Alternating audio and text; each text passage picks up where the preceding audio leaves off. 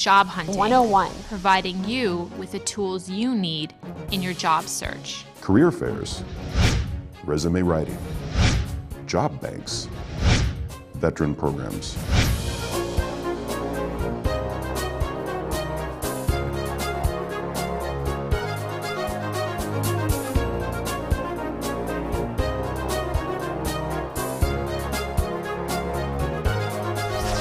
Job Hunting 101.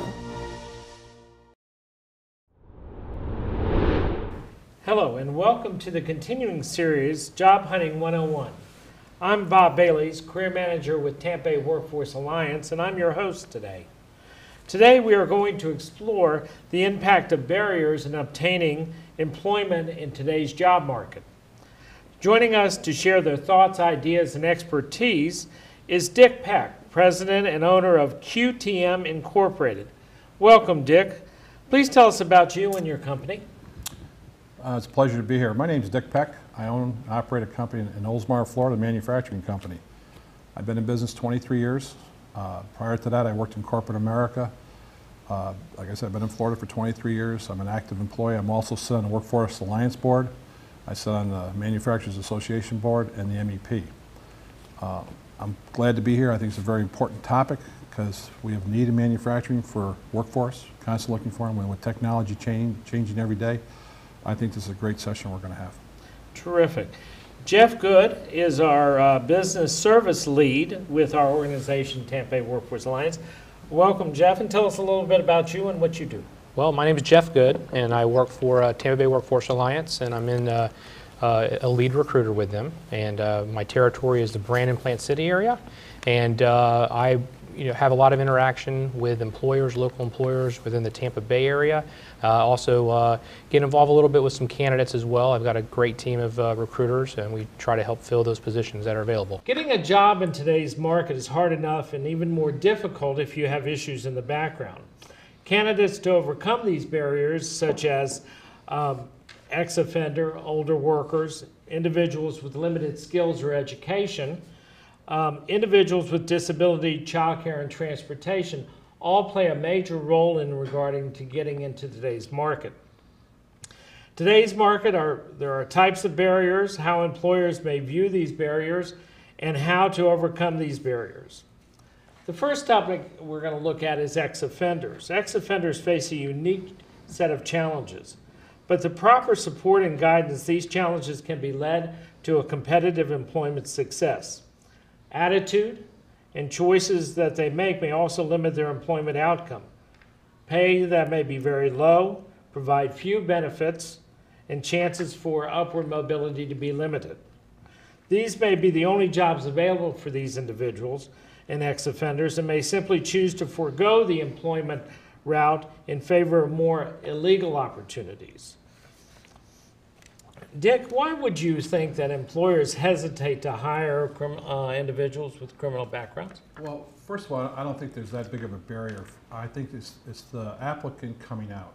I have ex-offenders. I'm proud of them. I think it's how they approach you. I think if you go in and you tell the employer what your ex-offender is and work it out with him, unless he has a government contract, children are involved, yes, there are barriers to certain jobs you can't get in, but the general population, I think the problem is that they've got to realize that they're coming back into the workforce. It's like anybody leaving the workforce. You left for a period of time, years, whatever it is. So therefore, you're going to have to start at a lower level because you have to build up credibility, you have to build up your learning skills, and you have to have the right attitude. And if you come out with a chip on your shoulder that we owe you something, you're not going to go anywhere. I've got an ex-offender who's been with me for 7 years now. Perfect attendance. In regards to that, Jeff, I know that you go out and you talk to employers in regards to looking for positions and opportunities for our candidates. How do you approach an employer in regards to this subject? How are you able to explain to them the best way that they can help us? Well, I try to educate the employer and pose the question during our initial interview with them. Ask them what sort of barriers they look for within their hiring needs, and they look at some of the, with convicts and the people with the backgrounds, we pose the question, what type of background. I think if you really look deep in what type, usually they'll tell you we're lenient with misdemeanors. We really can't have felons for whatever reason, and then we will then take that back to our recruiting staff and let them know they are friendly in this area and as opposed to this other area. So it really helps on the recruiting end to find the right candidate for them. But Dick, in regards to, it's an employer's market out there right now, and to a great extent employers are looking for the best of the best. How do we help our candidates that have these issues overcome that? I have two reasons. Number one, if he's an ex-felon and he can get a letter of recommendation or from his probation officer, great. Let us know, and be honest up front. Yes, there's a market out there, but I can tell you right now, I'm trying to hire 6 more people. So when you get into the level of entry-level positions, you're not going to find talent. You have to find character and attitude. And if you come in with the right, in my case, when I hire an ex-felon, I'm the only one that knows it. Okay, and nobody ever. Now, if he wants to discuss it with the other employees, that's free to him, but it will not be brought up with anybody else. So I think it's the attitude. If you have the right attitude and you tell it up front, you've got to it's not anything you put on your resume or anytime you talk to an employer. Don't lie or exaggerate, because you might get the job and you won't be around in six weeks. You're not going to be there. You're not going to make it through the probation period because of the unemployment rules and everything else. So I always say, be honest. Say, I don't know, but I'm willing to learn. Come in dressed properly. I don't say you got to be dressed up. Don't wear a coat and tie to a manufacturing job, but don't come in wearing shorts. I think it's all in the appearance and the attitude. A lot of the times that I found out as a career manager with Tampa Bay Workforce Alliance is attitude is a very big part of finding a job in today's market. I try to explain to the candidates that have issues in the background that they have to overcome those and put them behind them and simply go forward with a positive attitude. Do you find that in the people you're? I think one of the biggest things we're missing is they say they lack experience. Well, anybody that's been out of the workforce for X number of years is going to lack experience. Anybody's trying to do a career change. What they need to do is go to Workforce Alliance. Now, I'll state right front, I'm a board member of Workforce Alliance. But we have the best system there to walk in and talk to a career counselor. What do you want to be? What can you be? There's a lot of good programs out there that will train you, cross-train you, get you in the right tech schools. And I think if you walk into a manufacturer saying, I know nothing about manufacturing, but I'm taking this course, or I've been through a different 2-week program, or I'm affiliated with a trade school, that will open doors so fast that they'll forget anything else about you. But it comes down to the attitude. Very good. And they have to work with Workforce Alliance. What about the federal bonding program? I know that's a program that often is promoted. Right. Maybe some comments in regards to that. And that's why I said in the beginning, there are jobs that you're not going to be able to get. But there are jobs, if you're not a U.S. citizen, you're not going to get. There are jobs you're not going to get based on age. So there are certain type of jobs like that, and you're not going to get one there. I mean, but it's the same way there's jobs that require college education or high school education. Those companies, that's the rule. After my career, I was a place you had to have a 4-year degree. I got in because of my background, but I had to wait till for 6 months till I completed my degree. So I think you have to look at the company, study the company you're going into, see what their overall requirement are. They're not discriminating because he's a felon. They're doing what's complied by the law for their company. So yes, you have bonded jobs. And I know people have taken bonded people, but you can put them in other programs or other positions that don't require the bonding. Any other comments in regards to how you approach employers regarding ex-offenders? Well, speaking about the bonding program, I also bring that up to a lot of the employers that I meet, that if they're hesitant on hiring people with convictions, I tell them about the bonding program, that it's there. It's free to them, and there's a certain allotment of money they allow for if something does happen, and it ensures that worker, and they don't have to really do anything. We do it all for them at the workforce. So that's something that I think we need to reach out to more employers and let them know it's out there. Any other ending comments in regards to ex-offenders? Yes. I say you have to pick the company that best suits you. So if a company insists that you be bonded, you're going in that company one strike against you. Try to work with other companies. There's a lot of good companies. There's over 1,200 manufacturers. Manufacturing is a growing industry. We're going to be hiring people again. So I think there's work out. It might not be what you did before you went to jail, but you've got to say what are my skills and strengths. And your biggest skill and strength is attitude in appearance. So I guess what I'm hearing you saying is that from a standpoint of a candidate, if they've got an issue in the background, and that what they have to do is first and foremost understand that they may have to take a less responsibility job, less paying job in order to get back into the game. I don't think that only counts for ex-offenders. That counts for anybody that's been out of the workforce. If you've been out of the workforce for 5 or 10 years for any number of reasons, or if you're changing careers, you can't expect to walk in making the same salary you did, because technology, the work environment has changed, and you have to go through a training period. I mean, I have brought people in and have got over 50% increase in pay in the first 9 months, because once they come in and we evaluate how good they are to the corporation, we're not going to hesitate to promote them, but we don't want to bring them in at too high of a pay scale. Then you got to let them go, because they lied and didn't tell us the truth coming in. Okay. Let's move to our second barrier, and that's dealing with older workers. And that's one that's probably very close to my situation. During my journey of opportunity, as I call it, I was unemployed for a year, and that at 56 years old. And I came to the table with a lot of experience. And I think to a great extent, older workers look at getting back or getting into the job market after being laid off. Here they're in great competition with younger people. And how do you experience that as an employer? I think the biggest problem that the older worker finds when he does get in your position, gets laid off, they've been with a company a lot of years, on the high end of the salary bracket. Most reason why they got let go is because of their high salary. So today's, again, with technology and the computers and all the technology, you have to be more technology savvy. I've told older workers, go get some technology training, get better, because you've been in a company. But I think the stigma about older workers, I know right now that, talking from a manufacturing base, we're looking for older workers because they show up, they're better tenants, better work ethic, whatever you want to say. So I think there's a stigma out there, but I think it's the employee looking to replace what he had, not realizing that opportunity's gone because of lack of knowledge. I mean, because you've been in the same job. So I think that's the biggest thing they face. They have to do an evaluation, working with a WorkNet counselor, sitting down with a gentleman like you and say, okay, here's where I'm at, then what are you really worth? And I think that's the thing they have to realize. And once they realize it, they can be very productive. And once you get in that job, nobody ever asks you what your age is. Nobody cares. Most companies don't even remember when your birthday is, so you don't have to worry about it.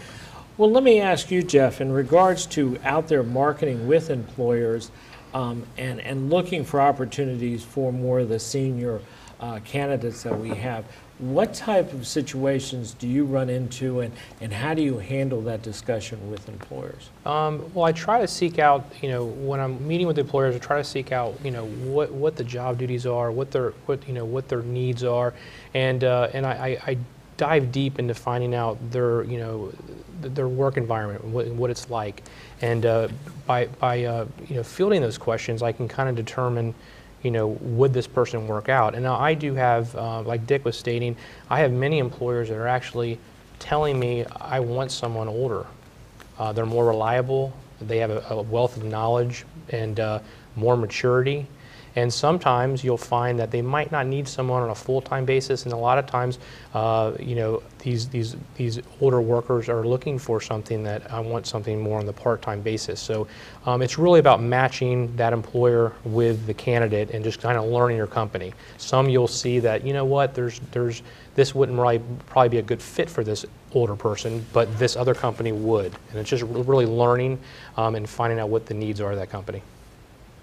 Do you find that, you mentioned, Dick, that you look at older candidates to hire, but yet in our previous discussion you talked about the young people. Do you find a conflict with that at times? I think every company has, yes, you could be an IT company, have all young people, but most of the companies are looking for the maturity, but they're looking for the energy level, the take charge attitude. So you have to have a blend. If you don't blend, I don't know any company's ever been successful.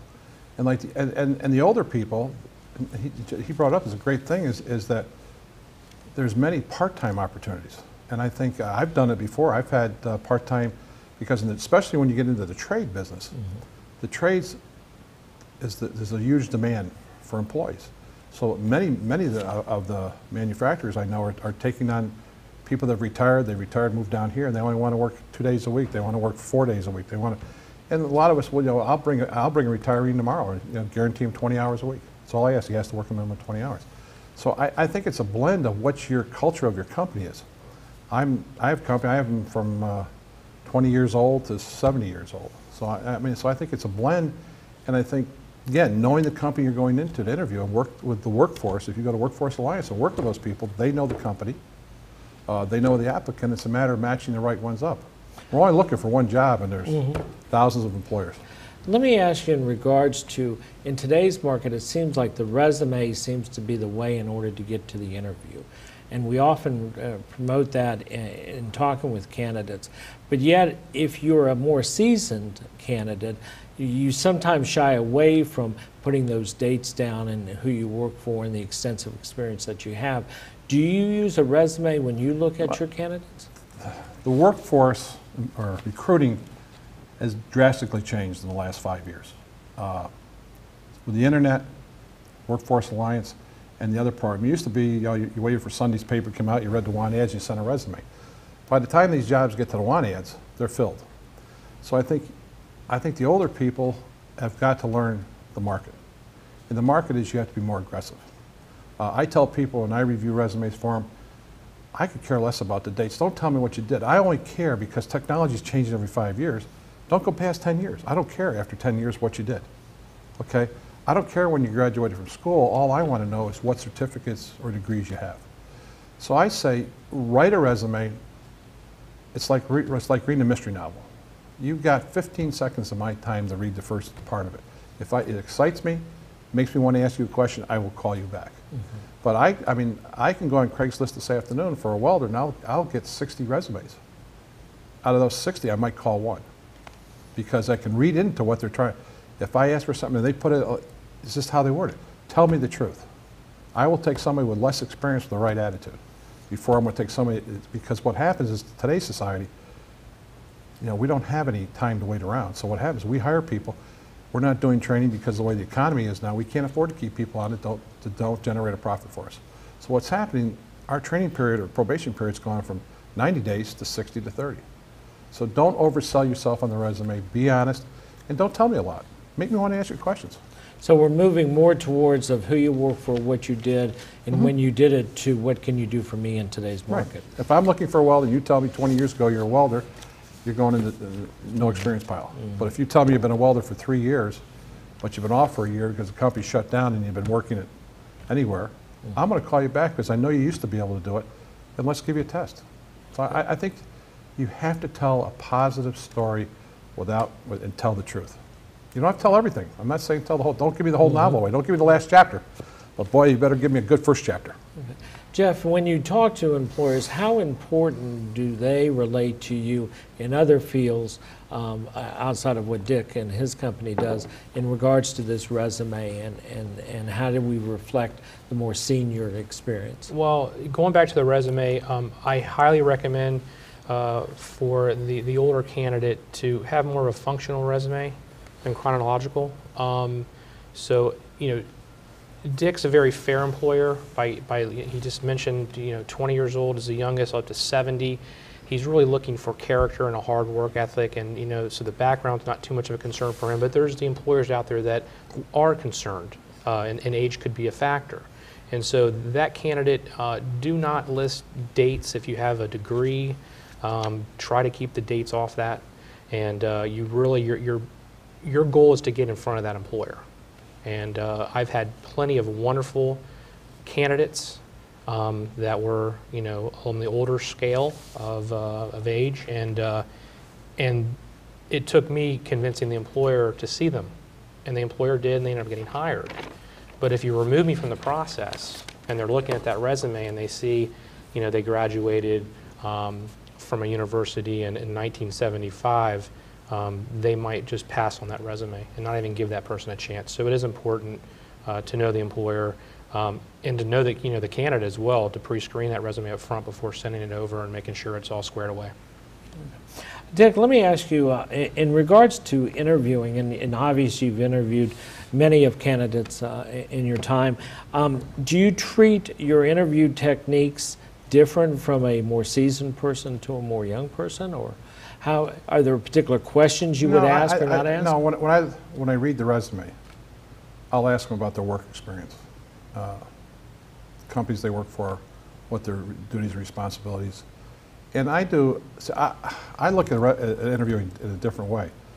I'm trying to sell this employee applicant because if I've chosen to come in, that means I want them. I have an interest in them. So now I've got to prove to him that my company's worth coming to work for and see if there's a match.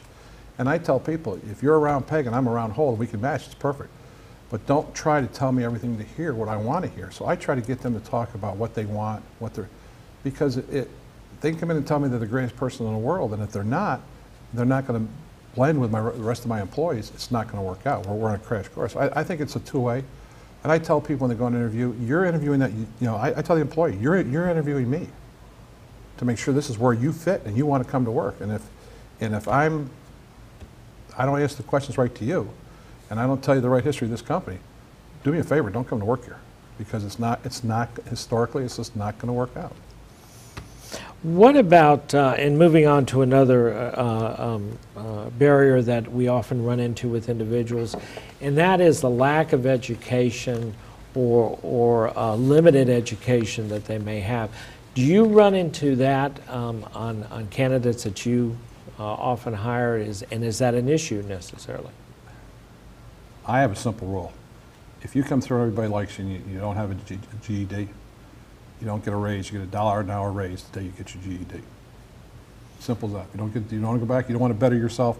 I'm not wasting myself. So that's my number one rule. So education, I firmly believe the education does enter in, but it's the experience, and I'm looking for experience.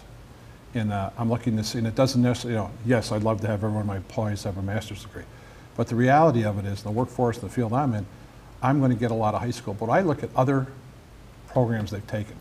Are they, going to night school? Are they taking a safety course? What have they done to show me that there's an interest for them to learn more, that they're willing to put into this as much as I'm going to put in? So I think, again, back to my original thing, it's character. But that's the only one I do. If you want to raise in my place, you got to get your GED. You got to get your GED. Prove to me you care. Jeff, when you are out there talking to employers, is education a factor? Is education important to many of the employers out there? It really depends on the position in hand. It's a lot of clerical, administrative type tasks, labor type positions. They do not really care. Most all of them want high school or GED. There are a few that, more of your housekeeping type positions, they might pass on that, but typically almost all of them want that. And then of course when you get into your higher end positions, your engineering positions, some of the higher end nursing positions and whatnot, they're going to want a degree. And so yes, we have a lot of employers that want that GED.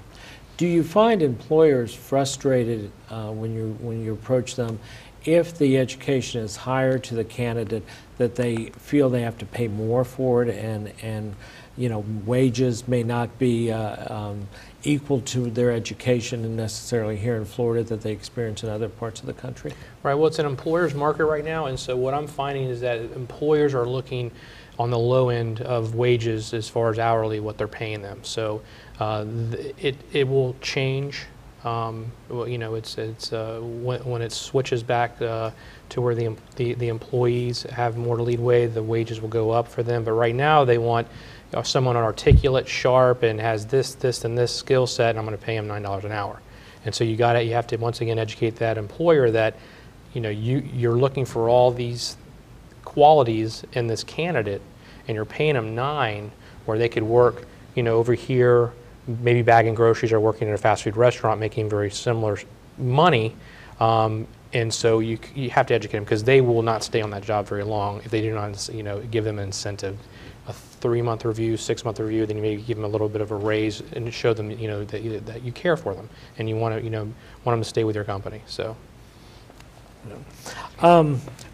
any other closing comments in regards to barriers in education, Dick, in regards to your candidates that you interview? Other than what you've indicated, that really is attitude to a great extent? Attitude comes first, experience comes second. Education comes third. Okay. But you have to show me that you want to learn, that you want to further your education. It doesn't mean going to schools. I mean, it means you got to be willing to say, I want to learn.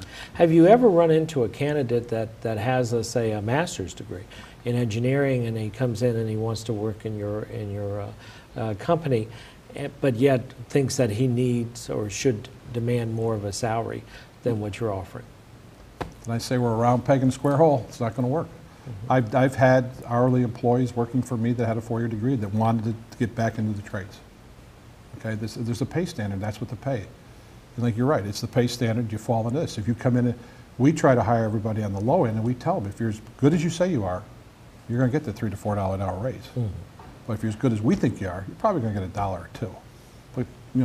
But put yourself up there. Let me see how good you really are. And I think because of the market, a lot of us are able to do that. Moving on to another barrier that we talk about, and that's the inability to understand or read or write English, and since we're in kind of an English-speaking society here, in your particular experience, Dick, do you find that to be a barrier to some of the people coming and applying for your company? My experience, it's a barrier. Again, I look at the personality and I look at at how much knowledge they have, technical experience. I've had them where I hired a Russian who could not speak English. We had an interpreter. I made the interpreter stay inside, took him out. I showed him a manufacturing machine. I saw the tears in his eyes. I realized he knew how to do it. We hired him. It was hard at first because he's doing everything in metric, we're doing everything in inches, and everything was reject. But when he left as one of my best employees because we took the time to learn him. And what I do is I said, look, I'm going to hire you, but you're going to go to school and take English as a second language. Okay. So I said, if you want the job and you want to grow with the company, then you're going to take English as a second. If you don't go to school, you tell them you don't want to do anything. And I've had cases where they say, no, I just want a job. Okay, then you're at the low end of the scale. You're going to stay there forever. You're probably going to get very few raises because that's the pay scale is at. But if I think the employer, again, it's on attitude. But I can't understand why anybody won't go, unless you have a learning disability, with all the things that we offer in this state for English as a second language, or as a first language, whatever it's called now, that you wouldn't take advantage of it. I mean, it's not like we're out in the middle of nowhere where there's no education facilities. We have the greatest education facilities. And it's like I said, you got Workforce Alliance. Walk in a Workforce Alliance, say, I want to become a carpenter, but I can't speak English. They will help you. They'll direct you where to go. So to walk in an interview and can't speak English, yes, it's a barrier. But we try to get through it as much as possible. And if I have another, like Spanish-speaking person, then I would hire a second Spanish-speaking person so the first one could interpret for it. We've done that. Jeff, when you're out, I think we're going to take a break right now. When we come back, we're going to kind of explore a little bit more about this English speaking and how it affects the employers. We'll be right back after this. The Tampa Bay Workforce Alliance and WorkNet Panelist offer workforce solutions designed to improve your business. I've really valued my relationship with WorkNet Panelist and have been instrumental in keeping us informed with new educational trends. We've really seen our employees grow in their own personal development. It has not only exceeded Power Design's expectations, but our employees' expectations as well. To learn more about our no-cost programs and services, visit workforcetampa.com or worknetpanelist.org.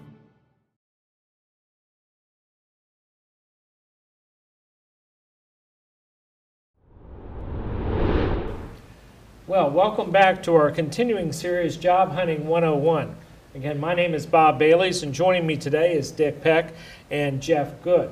We were discussing earlier in regards to candidates that are out looking for jobs that may not have the discipline of English reading and writing it. And Jeff, when we left off, you had mentioned to me about in your experience with candidates. What do you run into when you're out there, not only talking to employers, but also candidates who are not efficient in English? Right. I've come across a lot of candidates at the workforce that had a barrier. Their English skills were not proficient enough. And great resumes. These were degreed individuals, great tenure with companies, and that language barrier was just too great for employers to move on that candidate. And so, I would try to tell them, your background is really good. You really have to get into learning English better, maybe take a course or a class in English, and that really is their only barrier for employment. And so with the employer, typically the employers are going to want, if they're looking for bilingual, they want English as a first language. Is typically what they want. And then some of the do have some housekeeping positions where it's not so much of a barrier, but they have to have a little English, is what I find. I know that in the Tampa office on Florida Avenue, we have English as second language classes that candidates can go to and attend. And I believe that they have the same situation over in Pinellas County as well. Let's talk for a moment, or let's move on to our next barrier that we're going to talk about, and that's individuals with disabilities. Dick, in regards to your industry and your business, do you have any individuals that may have disabilities, and how do you handle that if you have candidates approach you that way? I think, again, when we hear the word disability, everybody thinks of wheelchairs, bedridden, stuff like that. There's many, many good workers out there that have disabilities. I think, again, it's up to the employer. What are the requirements of the job? Okay, can I put a chair there? Can I get wheelchair access? Or can the job be done with one hand? Can we automate the job? What needs to be done? And I think if you have the more progressive, especially in today's market, if again, it's back, if you have the person with the right attitude has a disability. I've hired people with disabilities. And the problem is, when you ask me, do I have any now, I have to stop and think, yes, I do have one. Because once they get into the workforce, I think it's like all these barriers we're talking about. I mean, these aren't major barriers for anybody. I think it's the person, you have to have the right attitude again. I think, and I just don't, there are certain things you can't. But I have two with disabilities now that can't lift. I'm a metalworking shop. But they know the rules. We have forklifts, we have other people to help them. But they're offset by what these guys show up for work. They're quality workers, they make me quality product. I'll give that up every day. I'll hire more people to help them lift. So I think it's the employer, what is he looking for? And again, if you got the round peg for the round hole, I don't see the barrier at all. Jeff, when you're out there not only talking to employers but also talking to candidates in regarding getting back into the marketplace, and they have a disability, how do you go about, first of all, talking to employers about that, see if they're acceptable to individuals with disability, and is there any advantage to that in regards to them? Well, if I know a candidate has a disability, I will bring it up to my employer to say, is there a problem here with their disability? And there usually isn't one unless there's a lifting requirement where they have to lift a certain amount of poundage at what they're doing, and they can't physically do that. That would be a barrier and a problem. But other than that, it's usually not an issue. As far as it's something you're not going to want to put on your resume. You have a disability. You would probably want to announce that before your first interview. If it was something that was easily recognizable, if you're in a wheelchair, obviously you probably might want to tell that employer when they're calling to set up an interview with you to tell them, hi, do you have accessibility? Wheelchair accessibility is, for me to get in, and that tells them so they're not, thrown back at the interview process. But if it's something that is not recognizable, then I would, bring it up. Are you finding any resistance to employers hiring disability? I know they can't come out and say that because that's a sort of discrimination. Obviously, the federal government wouldn't allow that. But do you find it when you're talking to employers, because it's an employer's market out there, that a disability individual may not have as much an advantage as one who doesn't have a disability? I haven't run into that with any employers telling me that. So I think it's the requirements of the job. There are jobs that mentally challenged can do. Now, an employer will probably offer those to mentally challenged, but there are jobs that mentally challenged can't do. They just don't have the ability to do it. So I don't think that's discrimination. The biggest thing on this disabilities is for workman's comp in the state of Florida. We have to ask the employee, have you had any injuries going back to workman's comp or disabilities? They sign that form. The average manufacturer doesn't look at that. He'll look at it and make sure the guy doesn't have anything major. But that's strictly for workman's comp. So I think it's a barrier. Again, it goes back to the job, what skills you're looking for. And I think once the employee realizes, yes, I'm disabled, but there's a lot of things I can do. It's maybe not what I've done, or maybe it's not what I really want to do, but there are opportunities out there for you. It might be less pay, like we talked about, less hours, not a pretty environment, But there's jobs out there for people who have the right attitude and want to get the jobs. And are there any advantages to the employer hiring a disabled individual? You know, it used to be years ago that employers would get certain tax credits or certain, is that still available? I've been in business 23 years, I've never applied for one. Because I don't look at people as being disabled. They're an employee. That's when you ask me to stop and think, to have anybody with injury. I think it's an attitude. And again, you've got to look at the employer in this aspect. You're looking for a job. You're only looking for one job. And I think that the employee has to do more homework, working with Workforce Alliance, working with people they know. What type of company are they going into? Is that the type of company that I want to work for?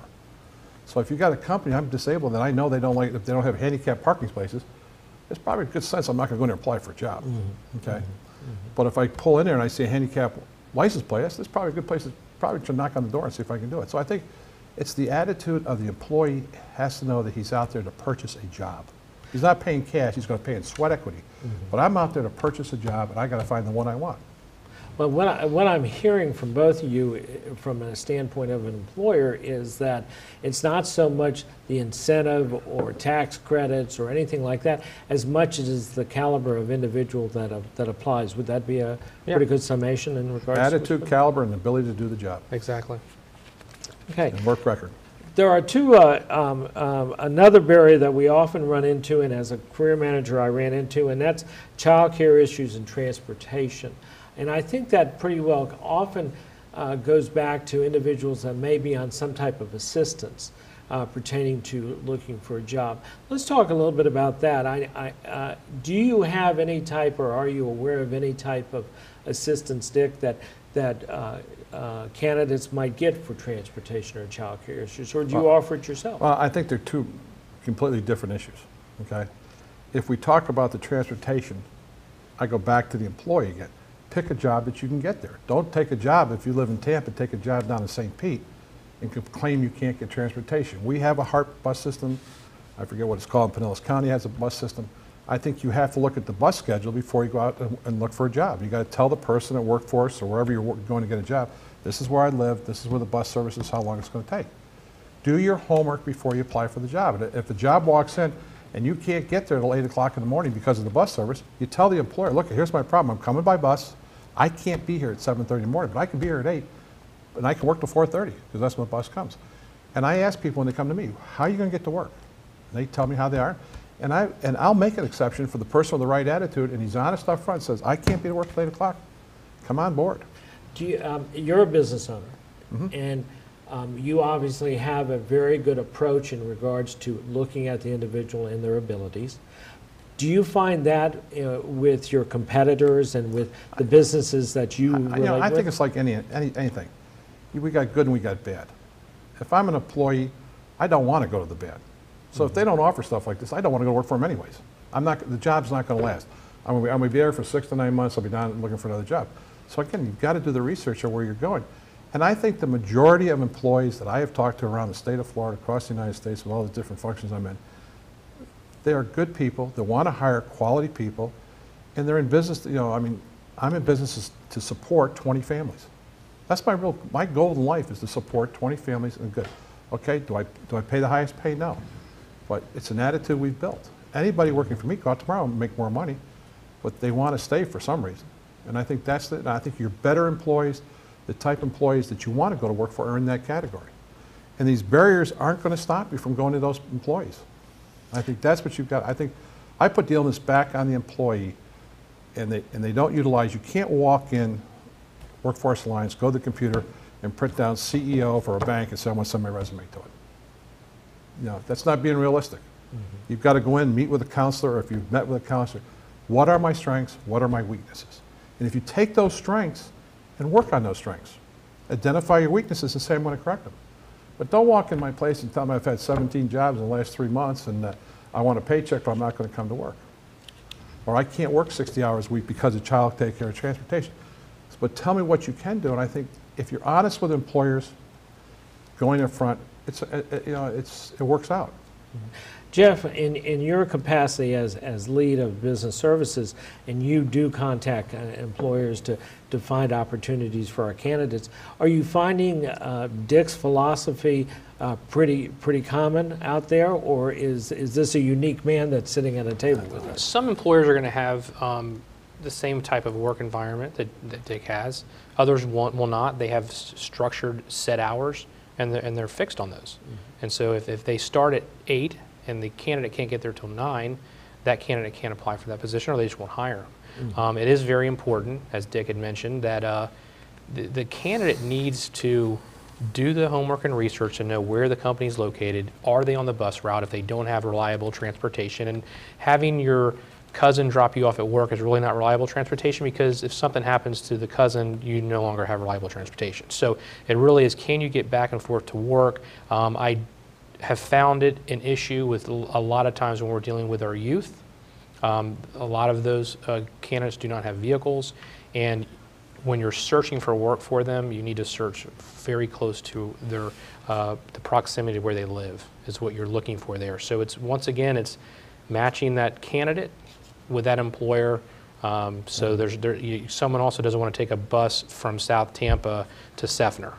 He's got to be in a relatively close proximity to where they live for that type of candidate. And I think to a great extent our system, Employ Florida Marketplace, lends that to our candidates, because we can isolate zip codes, we can isolate within a radius of 5, 10, 25 miles or so. Mm-hmm. And that the other area that we talk about, or possible barrier, is what about the single mom who's got child care issues, who can't work past 7 o'clock at night? Dick, what's your thought process on that? You really want to know now? I really want to know. I think the state of Florida has got a major thing they need to change. If you're a working single parent, or if you're a married couple, based on your income, we have to pay them to get child daycare. We do it with VPK for the kindergarten. Everybody gets, prior to kindergarten, gets to go there and the state pays for it. I think we need, if you want to get these people, we need, like you mentioned, your family pays $1,200 a month. I'm not saying we're going to pay the whole $1,200, but based on their income, we could pay $400, $500, $600. Until we realize that our society today, half the people aren't married and have children, that we need to do something, or it's going to get worse and worse, because there's no incentive when you're paying $1,200 a month for childcare to go make $8 an hour.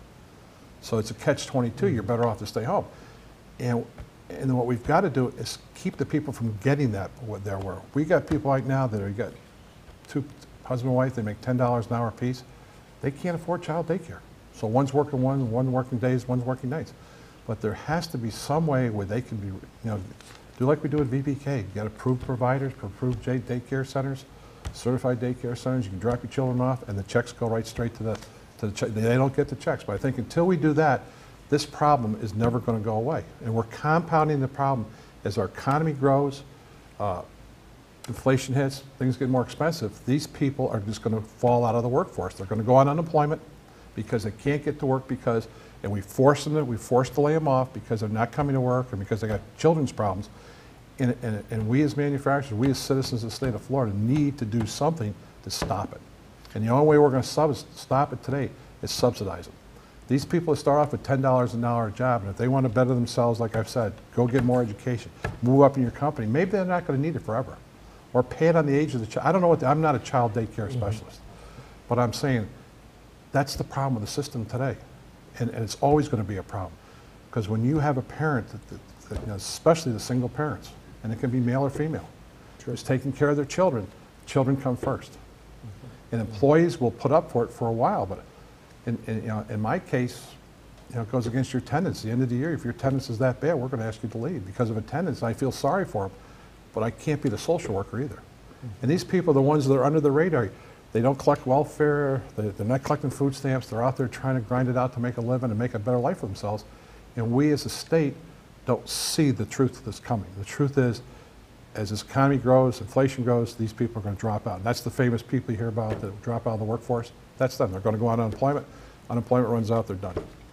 Now, Jeff, when you're out there talking to employers, do they identify this child care issue as a barrier? Is that important to them at all? It's very important. Numerous employers that I work with have told me before. Let's take, for example, an administrative assistant. They confide in me and tell me we're about to release a young lady because she's missing too much work because of child care issues. She's out too much because of her children. Nowhere to, the kids can't go anywhere or can't afford it. So yes, that's a huge barrier, and I run into employers that bring that topic up. They want, they want someone that's going to be reliable and be there working. And so there's got to be some sort of alternative that we provide these people in order for them to find daycare. Out of all the barriers we've talked about today, I don't think any more barriers except the child daycare. I think that's the one barrier that the employee, it's a huge mountain, and it's a tough task to get through, and I think that's the problem that I consider a barrier. You're never going to make you're never going to make it big in a company because of the children, because I don't care what the employee tells you. In the back of the mind, you've missed 4 days because your kids are sick, or your kids are there, or you're late to work because of school, because you couldn't get a babysitter. Well, I'm not going to move you up. I'm not going to promote you because I don't see that you're not. I need you more. The higher you go, so it's going to be a major barrier for their promotional growth, a major barrier for their advancement, and it's a major barrier for their education if they're going to go out and continue their education. So I think that's the true barrier, and I don't know the answer. Well, one of the questions that I would pose is that at one point in time, years and years and years ago, when I was in my early stages of employment, I can remember hearing about companies that had childcare right on site. Yeah, there are some of the major corporations have had it. Still, some will still have it. The biggest problem you face today with that is the state and federal regulations. You've got to have a full-time nurse. You got got to have safety raises. It used to be we'd take an office and we'd put somebody there babysitting your children. That's not happening anymore. You're opening a daycare, so you're going to be regulated as a daycare. Your experience when talking to employers, do you find that their philosophy is starting to change more and more in more recent times than they were in the past? The problem is we're not getting the qualified people unless we work with a workforce alliance who does the screening for us, and we try some other ways. But there are people out there that need jobs, but there are people that worked in the construction industry making $20 an hour are not going to get $20 an hour jobs when we have to cross-train you. They have to accept the fact you're going to go back to $8, $10, $12 an hour. But if you're as good as you think you are, and you have the ability and the brains, there's no reason why you can't be back up to $18 an hour in a different trade. But you've got to take the emphasis and the time and the work to do that. Do you feel that there are more employers going towards that philosophy now than there were, say, 5, 10 years ago? Yes, because of the shortage of it. In the manufacturing sector, we have a tremendous shortage, and all the trades have it. We have it in machining and welding. It's across the United States. And what's happening is, in the last 30 years, we have de-emphasized the tech school system. And what we've done is we took the tech schools in the 70s and we moved them off campus and built beautiful sites for them. As time has changed, those are no longer in the middle of the county. They're in bad districts, so nobody goes to them. Because of funding issues, we treat them as second-class citizens. Parents, because as the manufacturing workforce decreased through technology, what's happened is the parents are in other workforces, in the schools, so nobody's preached tech schools. If you go to a tech school during class, you're considered a juvenile delinquent. If you go to St. Peter, Hillsborough Community College, you're considered an honor student. So what's happened is our average age for machinists, plumbers, auto mechanics is 55 years of age. So what's happened in the last 10 years is we've got these baby boomers that are packing it in and going out, and now we can't replace them. I've got a guy who runs an automotive repair shop across the street from me. He can't find anybody to work on a car. He can find all the auto technicians, these young people under 30, that pull it, replace it. But he can't find somebody who can take a transmission out of a car. It's a lost breed. I have the same thing with welders. I can't find manual machinists. I can find tremendous CNC programmers coming out of high school, coming out of college. Put them on a manual machine and say, run it for me. So there is a need, huge need, for that workforce. The problem is you've got to take a guy making 20 and say, come in my place, and you're going to start at 10. Because I don't need a hammer, I don't need a saw. You know what I mean? I need somebody who can run a set of calipers. How about in your experience when talking to employers, do you find that their philosophy is starting to change more and more in more recent times than they were in the past, where they're looking at, such as Dick's philosophy of, let's look at what you can bring to the table. Let's, it's not the education part of it. It's not necessarily the experience of it, but the willingness to do it. Are you finding that more and more in your experience? Definitely. The employers are coming lower on that wage, and they're saying, in 6 months I'm going to look at this person and I'll bump them if they do good. In a year I'll give them a raise. But they're not just handing it out to them up front. And and they might have a degree, or they might have a strong skill set. And so, but the employer is coming in a little low and saying we'll reward if they do well. What I'm finding out and what I'm hearing in the past hour that we've talked about these barriers is that, and Dick, I think you said it a number of times, is that if the candidates can get into the workforce offices and getting into the programs that are available there and get some training or whatever the case may be, they can get back into the market a lot faster. And I think another thing is networking. And I said, I have an ex-offender that works for me today. The reason I hired him, because I got a call from a probation officer saying, I've got to get him out of East Tampa, I've got to get him to Pinellas County. So I walked the door, I said, you moved to Pinellas County, you got a job. Because I knew he knew what he had to do to better himself. Therefore, it was built on character. And I think more and more employers, because technology is changing so rapidly, we can't find people that have the expertise because we don't have it. I mean, what you take as a freshman in college in engineering today is obsolete when you graduate. 5 years after you graduate, everything you learned in college, technically wise, is obsolete. So we have a workforce out there. You got to remember, 50% of the workforce in Florida has a high school education or less. The other ones came out of technical degrees, are obsolete by the time they're 35. So we have a major problem out there. How do we educate this workforce? So I think the employers today are looking more at the attitude, ability, desire, and looking for that person that really says, hey, I'm making a major career change. No, I did it in my life. It's a tough decision to make. And you've got to eat your pride and say, I'm not worth $100,000 a year anymore. Well, I think also what I see often with our various programs, such as the WIA program, the WIA program, the other programs that we have, is that candidates are coming in looking for that career change, and that realizing that, well, after 20 years of doing this, they're coming in and saying, listen, I need to change, and I need to get some additional education.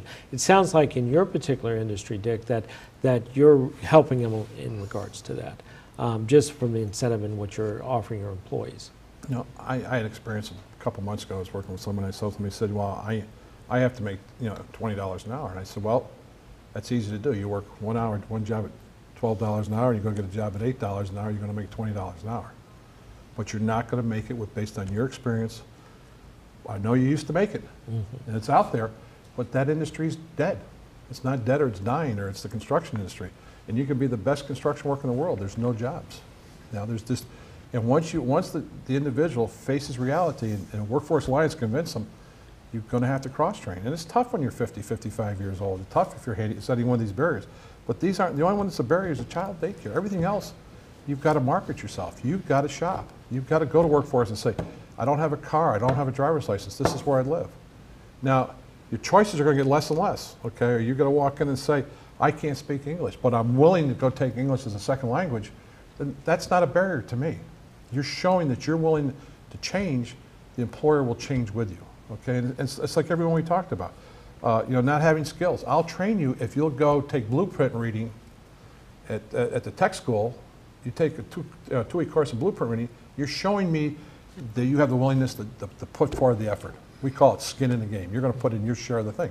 And I think once the employee realizes that, these are not barriers.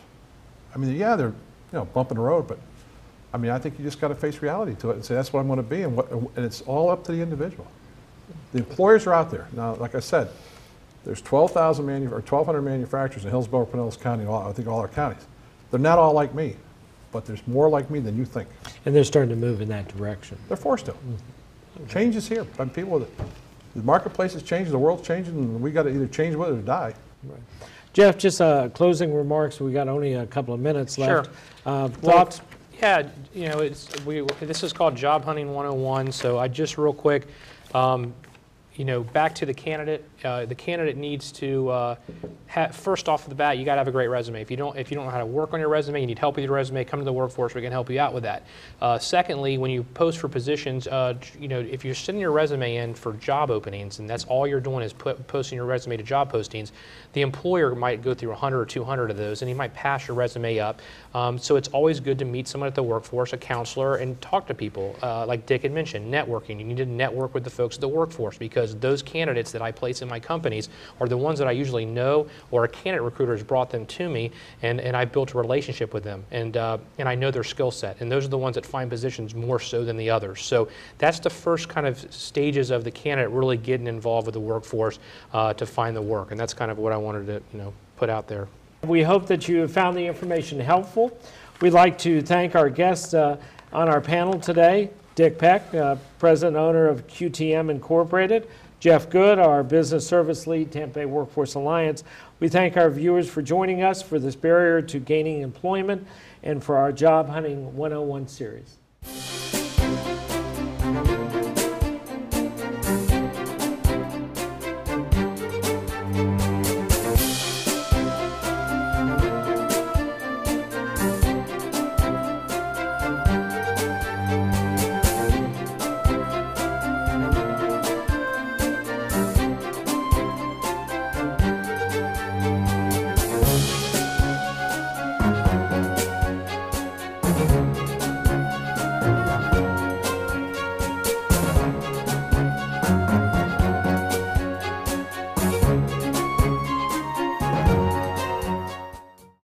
The Tampa Bay Workforce Alliance and WorkNet Panelist offer workforce solutions designed to improve your business. I've really valued my relationship with WorkNet Panelist and have been instrumental in keeping us informed with new educational trends. We've really seen our employees grow in their own personal development. It has not only exceeded Power Design's expectations, but our employees' expectations as well.